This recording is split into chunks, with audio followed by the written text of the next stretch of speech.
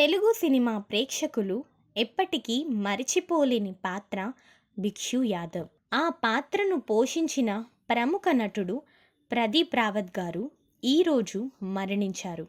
1952 జనవరి 21న మధ్యప్రదేశ్లోని జబల్పూర్లో జన్మించిన ప్రదీప్ రావత్ 2026 ఆగస్టు 4వ తేదీన ముంబైలో రక్త క్యాన్సర్తో పోరాడుతూ తన 74వ ఏట కన్నుమూశారు.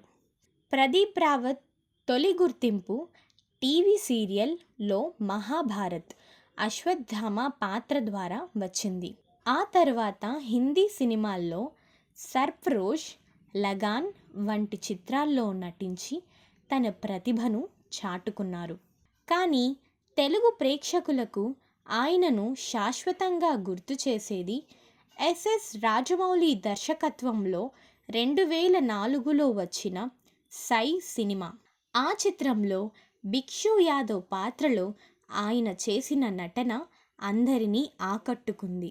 కఠినమైన, భయంకరమైన ఆ పాత్రను అత్యంత సహజంగా పోషించి ప్రదీప్ రావత్ తెలుగు సినిమాల్లో ఒక కొత్త అధ్యాయనాన్ని ప్రారంభించారు.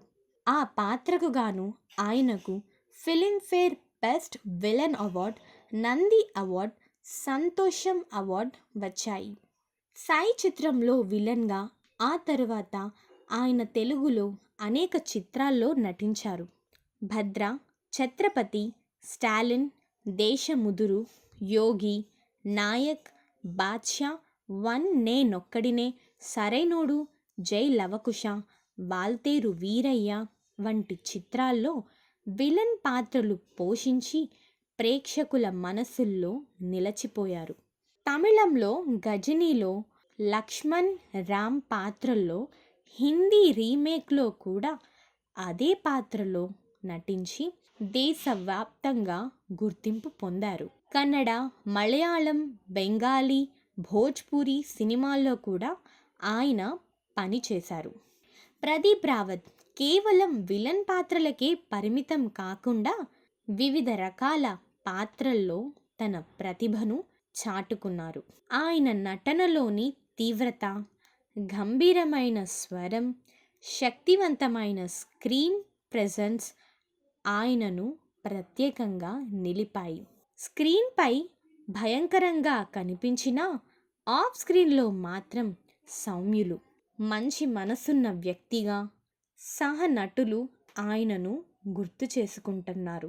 భిక్షు యాదవ్ పాత్ర ద్వారా తెలుగు సినిమాల్లో శాశ్వత ముద్ర వేసిన ప్రదీప్ రావత్ మరణం సినీ పరిశ్రమకు తీరని లోటు. ఆయన నటన ఎప్పటికీ సినిమా ప్రేక్షకుల మనసుల్లో నిలిచిపోతుంది. ఆయన ఆత్మకు శాంతి కలుగుగాక.